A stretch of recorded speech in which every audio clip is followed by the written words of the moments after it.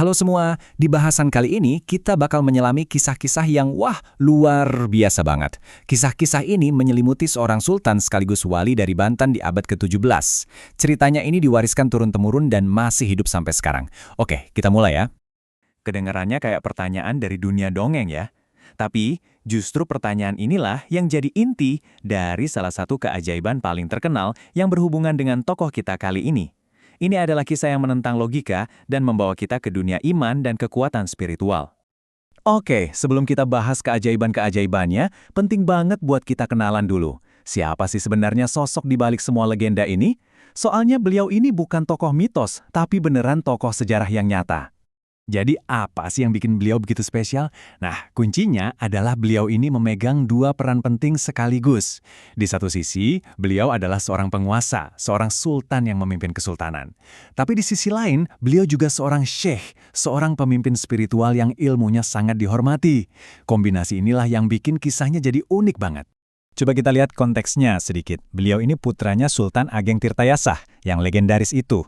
Nah, walaupun masa pemerintahannya sebagai sultan itu relatif singkat ya, cuma sekitar 4 tahunan, tapi warisan spiritualnya itu jauh melampaui masa kekuasaannya. Justru yang menarik, kekuatan spiritual inilah yang lebih nempel di ingatan masyarakat.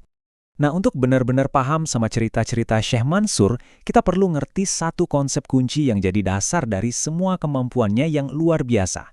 Konsep itu adalah karomah. Karomah itu bukan sihir atau trik sulap, ya. Dalam tradisi Islam, ini dipandang sebagai anugerah langsung dari Tuhan, semacam tanda cinta dan kedekatan seorang wali dengan Sang Pencipta. Jadi, ini kerangka berpikir yang perlu kita pakai pas dengerin cerita-cerita selanjutnya. Oke, sekarang kita masuk ke keajaiban pertama, yang juga salah satu yang paling terkenal. Ini adalah kisah tentang pertemuan yang gak disangka-sangka di dalam hutan dan sebuah janji yang abadi. Coba dibayangin situasinya. Seorang pria jalan di hutan, terus dengar suara rintihan.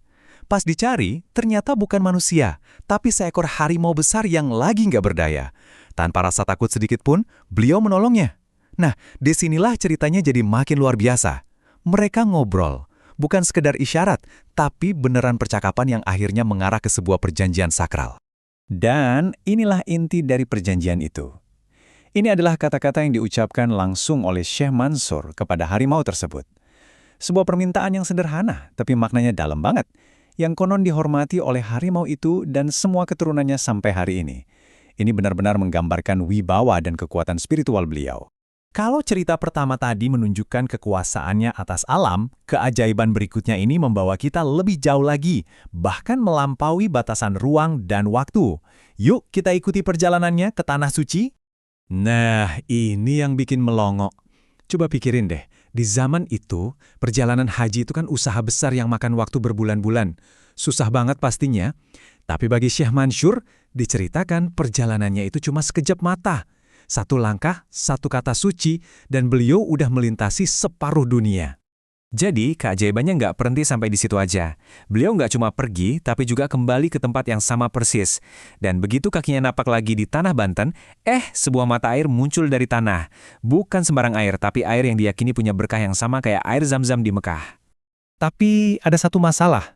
Airnya ini ngalir terus, nggak berhenti-berhenti. Setelah memohon petunjuk kepada Tuhan, beliau pun dapat jawaban.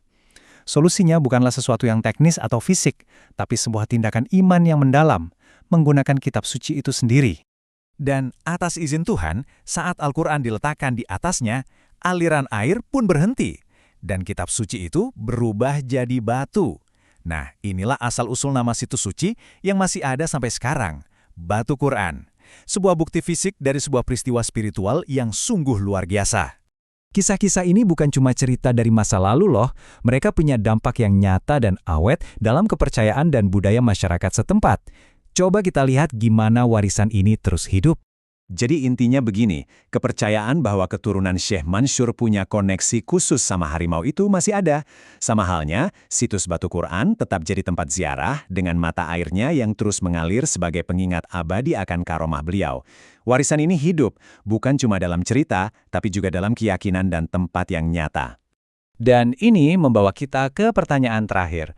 Legenda Syekh Mansur ini menunjukkan betapa kuatnya sebuah cerita dalam membentuk identitas budaya dan spiritual.